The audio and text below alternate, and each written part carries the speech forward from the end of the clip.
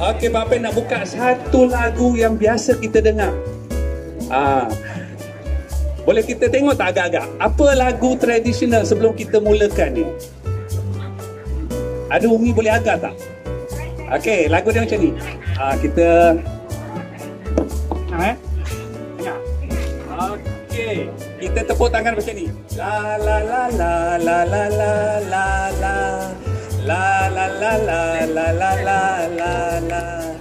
La la la la la la la la la. La la la la la la la la la. Agak-agak lagu apa tu? Okey, lagu apa tu? Di akhir cerita kita akan buat lagu ini bersama-sama. Agak boleh ingat tak? Okey. Tadi Pak Pen dah buatkan rentak lagu dia kalau kita nak buat exercise dekat rumah pun boleh. Boleh ibu ayah semua nyanyi lagu ni tak sebelum ni? Boleh? Ikut rentak yang Pak Pen cakap tadi ya. Okey, 1, 2, mula. Suwe kemuning, suwe kemuning, suwe kemuning, putra putri raja. 2, 3 kucing berlari, mana sama si kucing Parsi. 2, 3 boleh kita cari, mana nak sama adik-adik di sini. Okey. Topi Pak Pen ni pun dah terbang. Maksudnya dia suruh kita bercerita lah lepas ni ya. Okey. Adik-adik yang mana nak duduk sini, pergi duduk sini dekat-dekat. Okey.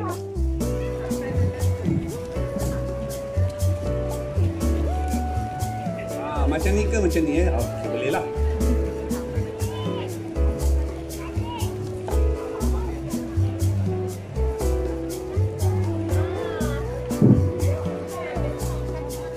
Hari ni Pak Pen nak bercerita. Berdiri boleh dengar ya? Atau nak pakai mic yang ni? Mana kuat? Yang ni kuat. Okey, cerita pada hari ini ialah cerita laga ayam. Siapa pernah tahu macam mana cerita orang berlaga ayam? Okey, laga ayam ni lah ada 2 ekor ayam jantan dan mereka beradu macam dia orang main apa tu? Boxing. Macam dia orang tinju. Okey, ceritanya bermula di sebuah desa. Dan di desa itu suasana cukup aman. Dan sebuah keluarga yang tinggal di desa itu, rumahnya berdekatan dengan sebuah bukit. Bukit itu bernama Bukit Berapi. Dan ceritanya dikatakan oleh orang kampung itu bahawa bukit itu berpuaka.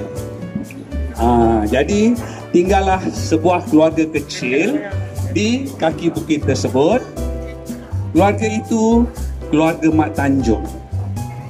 Dan 2 orang anaknya, seorang lelaki dan seorang perempuan. Yang perempuan si kakak bernama Melur dan adiknya lelaki bernama Pekan. Sebenarnya sebelum itu bapa mereka baru saja meninggal dunia. Dan kesedihan masih melanda keluarga tersebut. Ya, Mak Tanjung, Ibu Melur dan Pekan sentiasa bersedih kerana kehilangan suami yang membantu mencari nafkah. Ya, jadi sebenarnya kerja, kerja Mak Tanjung dan suaminya mencari akar-akar kayu di hutan. Tetapi kerana bila suaminya meninggal dan pergi untuk selama-lamanya, Mak Tanjung sentiasa berada dalam keadaan sedih. Suatu hari, Mak Tanjung teringin nak makan telur ikan. Jadi apa dibuatnya? Melur. Oh, Melur. Iya, Mak. Mak nak pergi menanggung ikan di sungai ni. Kamu jaga adik kamu baik-baik ya. Baiklah mak. Jadi Mak Tanjung pun pergilah ke sungai dengan membawa tangguh yang sudah usang. Sambil tu dia memakai terendak di kepalanya untuk menghilangkan supaya tidak panas daripada matahari. Maka pergilah Mak Tanjung menangguk ikan di sungai. Mak Tanjung gunakan penangguk yang dibuat daripada bulu. Ya, Mak Tanjung menangguk macam ni. Tangguk. Akhirnya Mak Tanjung mendapat seekor ikan tembakau. Suka sangatlah Mak Tanjung kerana dapat seekor ikan ni, dan dia berharap ikan ni ada telur. Jadi Mak Tanjung pun selepas mendapat seekor ikan tembakau tu, Mak Tanjung pun pulanglah ke mana dek? Ke rumah. Bila sampai di rumah saja, Mak Tanjung pun memanggil anaknya. Melor, Mak dah balik ni. Oh Mak, apa Mak dapat hari ni Mak? Tengok ni, dalam tangguk Mak ni, seekor ikan tembakau. Okey, Mak nak siang sekarang, dan lepas tu Mak akan bagi kamu untuk memasaknya ya. Okey, baiklah Mak. Jadi Mak Tanjung pun menyiang ikan tu, dan didapatinya dalam perut ikan itu ada telur. Sukanya Mak Tanjung kerana ikan tembakau itu mempunyai telur. Lepas disiang, Mak Tanjung pun memanggil Melor. Ya Mak. Ikan ni Mak dah siang. Kamu masalah ikan ni ya, juga telur ikan ini. Jangan lupa asingkan untuk Mak ya, sebab Mak nak pergi ke hutan ni mencari akar-akar kayu untuk dibuat ubat. Jadi selepas mendapat ikan tu, Mak Tanjung merasa sangat gembira, dan kesedihannya pun beransur hilang. Jadi senyumannya pun memanjang macam tu. Lepas tu Mak Tanjung pun bersiap-siap membawa kain yang untuk dibawa ke sana. Dia akan mencari akar-akar kayu untuk dibuat ubat. Sepeninggalan Mak Tanjung ke hutan, Melor pun memasak ikan dan juga telur tersebut. Adik-adik pernah nampak telur ikan tak? Ada. Sedap tak? Jadi masa Mak Tanjung ke hutan, Melor pun memasak ikan itu. Dah selepas masak, diambilnya sebahagian tu disimpan di atas para ya. Jadi Melor dan Pekan pun makanlah bersama-sama, dan mereka makan dengan selera. Makan. Tiba-tiba Pekan pun bertanya kepada kakaknya, "Kak, telur ikan sedap lah Kak?" "Iya ke dek?" "Iya Kak. Tengok, telur dah habis ni. Pekan nak sikit lagi boleh Kak?" Ada, tetapi telur ikan itu untuk mak kita dek. Kita tak boleh usik, sebab mak dah janji pada kakak tadi. Tolong asingkan telur ikan untuk mak. Kak, janganlah gitu Kak. Minta sikit aja Kak. Tak boleh dek, kakak dah janji dengan mak tadi.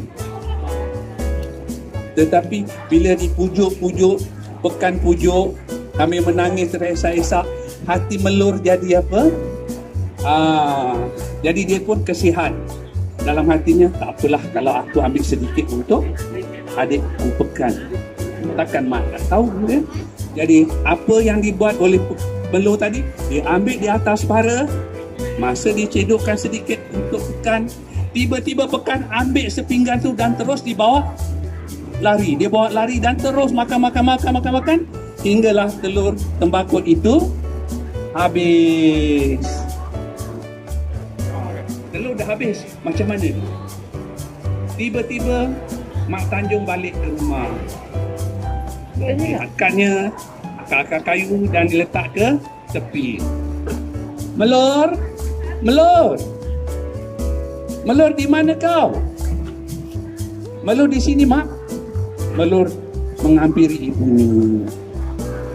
Tiba-tiba ibunya pun tanya, Melor, mak dah lapar ni. Mana telur ikan tembakau tu? Melur menundukkan matanya, kepalanya, dan terdiam. Melur, dengar tak ibu cakap tadi? Di mana telur ikan tembakau tu? Mak nak makan sekarang, mak lapar ni. Mak, Melur minta maaf, mak. Telur ikan tembakau yang Melur asingkan tadi telah dimakan oleh pekan, mak. Apa? Habis semua dimakannya? Melur dah simpan tapi semua dihabiskan oleh pekan, mak. Sampainya hati kau, Melur. Penat-penat mak mencari, dapat seekor ikan. Setelah mak siang ikan itu kau masak dan habiskan semua. Tahukah kamu, Melur, mak tengah lapar ni, Melur. Sampai hati kau, Melur. Minta maaf, minta maaf. Melur minta maaf. Minta maaf. Melur terlalu sedih. Ibunya termenung. Dalam hatinya berkata, telur dah habis, aku pun kempunan. Sedang Mak Tanjung termenung mengenangkan kisahnya yang tak dapat merasakan telur ikan tembakau tu, Mak Tanjung teringat akan bukit berpuaka tu. Dia pun dalam hatinya berkata, batu belah, batu bertangkut. Aku kempunan telur tembakau. Tiba-tiba batu belah di Bukit Rapit itu mendengar namanya diseru oleh Mak Tanjung. Dia pun mengeluarkan suaranya. Oh, rupa-rupanya batu itu tidak boleh dipanggil atau disebut ataupun diseru. Tetapi kerana Mak Tanjung telah menyeru namanya, maka bukit itu pun memanggil-manggil Mak Tanjung. Mak Tanjung, Mak Tanjung, Mak Tanjung. Mak Tanjung teringat dan terngiang-ngiang panggilan itu. Dalam masa yang sama, Mak Tanjung bersiap-siap untuk keluar. Sementara Melur memandikan adiknya. Tiba-tiba, Mak, Pekan dah habis mandi, Mak. Tetapi ibunya dah tiada. Apabila Melur melihat ibunya dah tiada, tahulah dia bahawa Melur tahu yang ibunya pergi ke Bukit Berapit di mana batu belah, batu bertangkup tersebut di situ. Mak, jangan tinggalkan Melur, Mak. Jangan tinggalkan Pekan, Mak. Dari jauh ibunya berkata, Melur, Pekan, kau tak sayang Mak. Kau tak sayang Mak. Sampai hati kau makan telur ikan tembakau tu. Batu belah, batu bertangkup. Telanlah aku, makanlah aku. Aku terkepunan telur tembakau. Mak, tolong Mak. Mak, jangan tinggalkan Pekan, Mak. Jangan tinggalkan Melur, Mak. Batu belah, batu bertangkup. Telanlah aku, makanlah aku. Aku terpunan telur tembakau. Melur dan Pekan terus mengejar ibunya sampai di tempat adanya batu belah, batu bertangkup itu. Maka mereka lihat batu itu pun bertangkup. Tahulah mereka bahawa ibunya telah tiada. Maka menangislah Melur dan Pekan di kaki batu belah tersebut. Menangis dan menangis kerana lapar dan kerana sedih, mereka pun tertidur di kaki batu belah tersebut. Adik-adik, apa terjadi? Mereka tidur hinggalah ke pagi. Sampai pagi tersebut, maka lalulah seorang nenek dan terlihat dua orang adik-beradik itu. Cu, bangun. Buat apa di sini, Cu? Melur terjaga dan menceritakan peristiwa yang tersebut. Kasihan nenek itu pada Melur dan Pekan. Beginilah, Cu.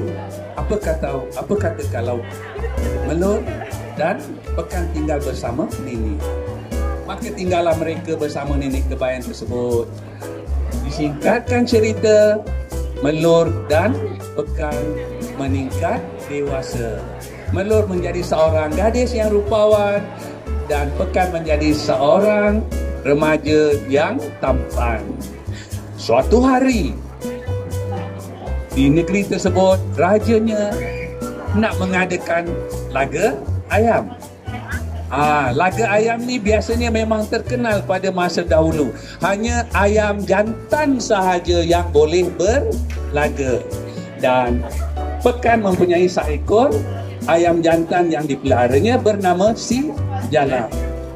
Apabila diumumkan sesiapa yang ingin berlaga ayam, sila datang ke istana raja. Pekan pun bersedialah untuk ke istana membawa ayamnya si Jala. Macam inilah gaya Pekan dengan topi kecilnya, dengan bajunya, dengan kain pelekatnya, dengan membawa seekor ayam namanya si Jala. Sampai di istana Raja Indrasakti, raja negeri tersebut, melihat akan ayam si Pekan. Wahai orang muda, apakah yang kamu pertaruhkan untuk bertanding ayam kamu?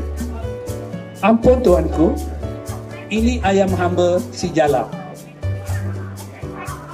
Jika ayam hamba kalah, hamba bersedia untuk bekerja dengan tuanku. Tetapi jika hamba menang, hamba inginkan satu persalinan untuk diri hamba. Raja Indrasakti pun bersetuju dengan taruhan si Pekan. Apa jadi?